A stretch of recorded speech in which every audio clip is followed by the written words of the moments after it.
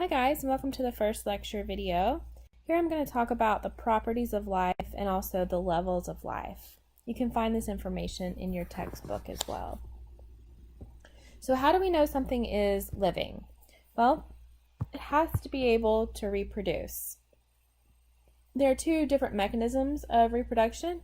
You have sexual reproduction, requires sperm and egg. We also have asexual reproduction, and we're going to talk about both of those methods of reproduction later on in the semester. An organism has to be able to grow and develop. Here you have this baby. You guys know that children have a very high rate of growth and development. An organism has to be able to get and use energy. Over here you can see this woman eating an apple. Within this apple are sugars. These sugars are going to provide her with energy to do daily functions such as walk, run, drive her car. Maybe she will play soccer, but you have to be able to get and use energy. Cells. In order for something to be alive, it has to be made up of one or more cells.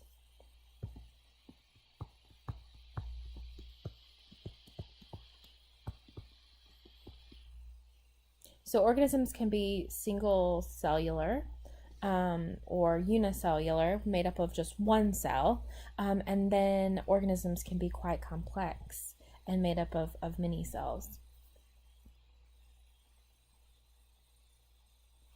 You have to be able to respond to your environment. Over here, you see Sandra Bullock in her coat and beanie responding to her cold environment.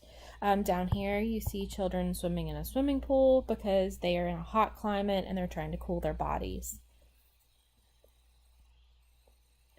And you have to be able to evolve or have evolution within a population. And so evolution is a change in the heritable traits in a population over time. And we're going to talk more about evolution later on in the semester as well.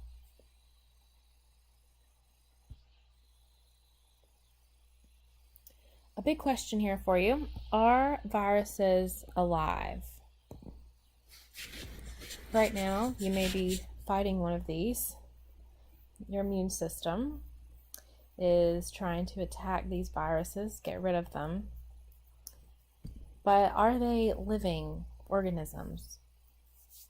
Take a minute, think about that.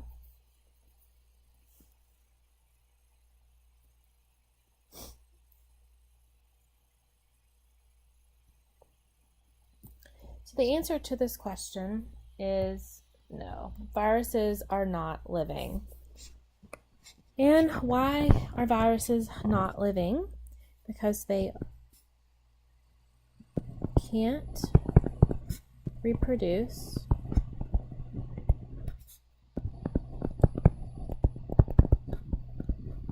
on their own, and they are not composed of cells. So in order for viruses actually to be able to reproduce, they have to infect your cells. And then once they do that, when the cell itself divides, that's how the viruses or the virus reproduces.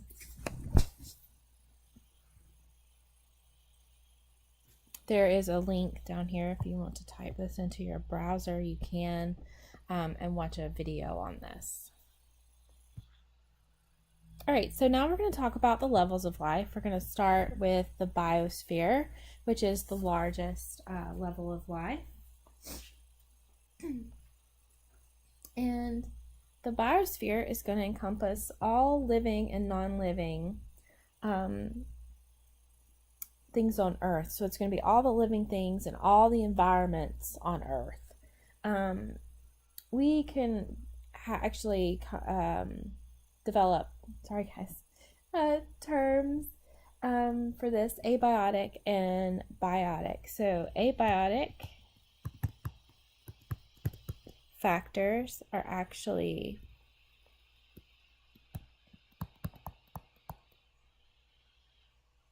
means non-living.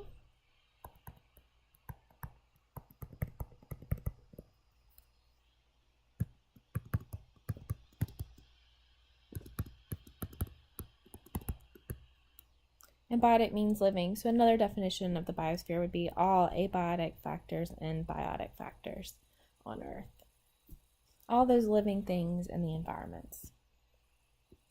An ecosystem, smaller than the biosphere.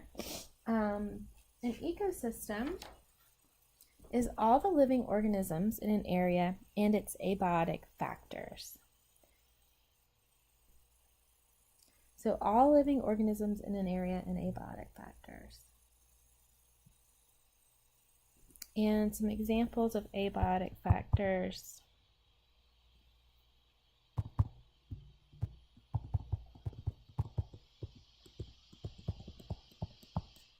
would be sunlight, temperature, salinity, precipitation.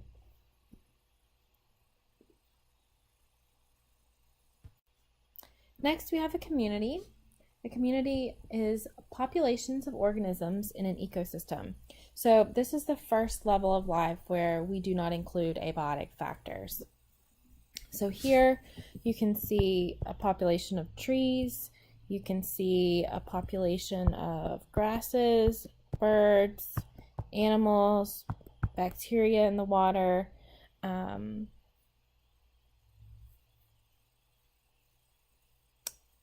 so all of these different populations, the tree population, the bird population, the fish population, all of those together are going to be a community.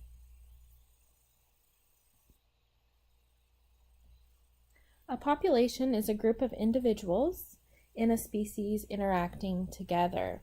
And so here you can see Taylor Swift fans at a Taylor Swift concert, and all of these fans here would be a population.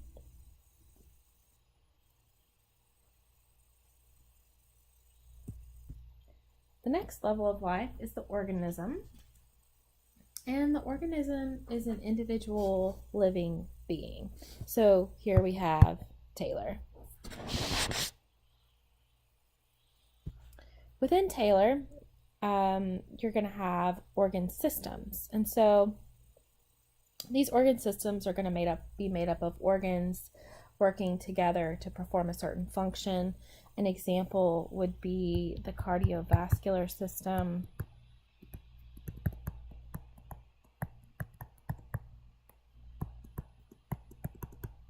made up of blood vessels,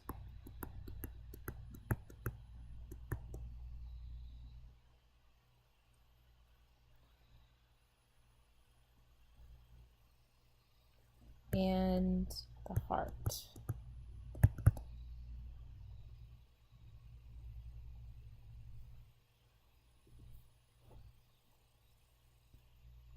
Next, we have an organ.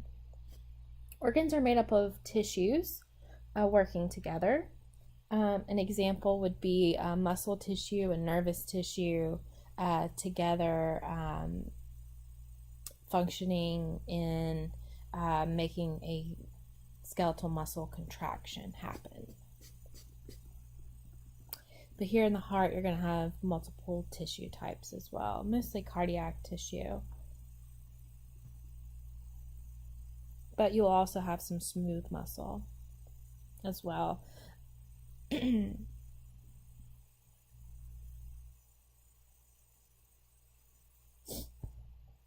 Tissues are made up of cells. So in these pictures, you can see many cells here.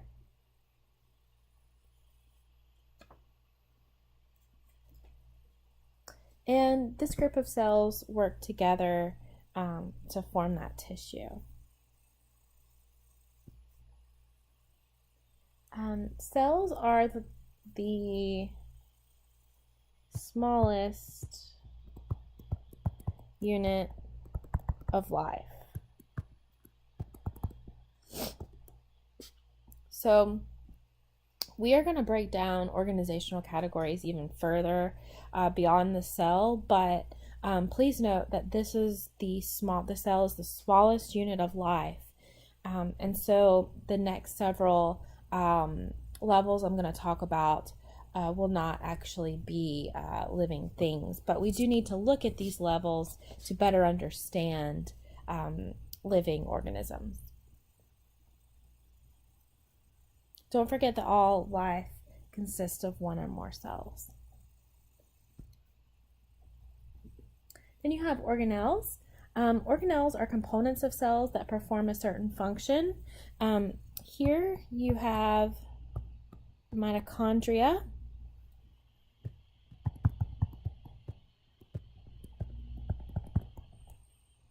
And the function of the mitochondria in a cell is to, hopefully you guessed, make ATP or energy.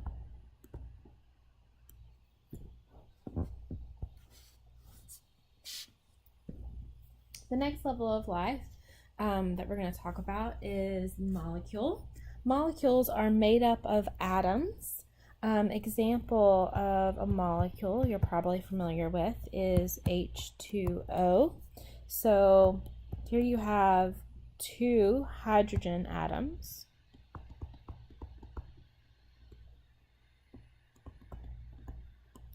And 1 oxygen atom.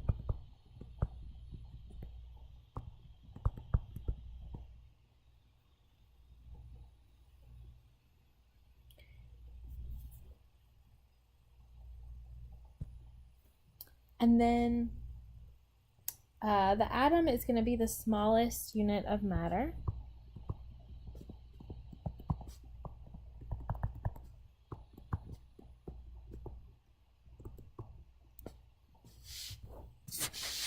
And examples of atoms would be, like in our last example, hydrogen, oxygen. You've got carbon over here, sodium. It's a big one we'll talk about this semester. And then these atoms are actually made up of subatomic particles. You can see over here electrons, protons, and neutrons. These are all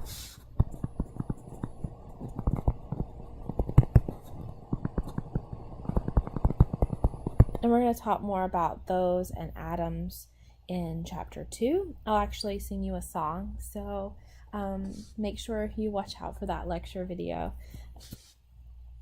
I'm no Beyonce, but I try. And that concludes our first lecture video on the properties of life and the levels of life. If you have any questions, please feel free to contact me.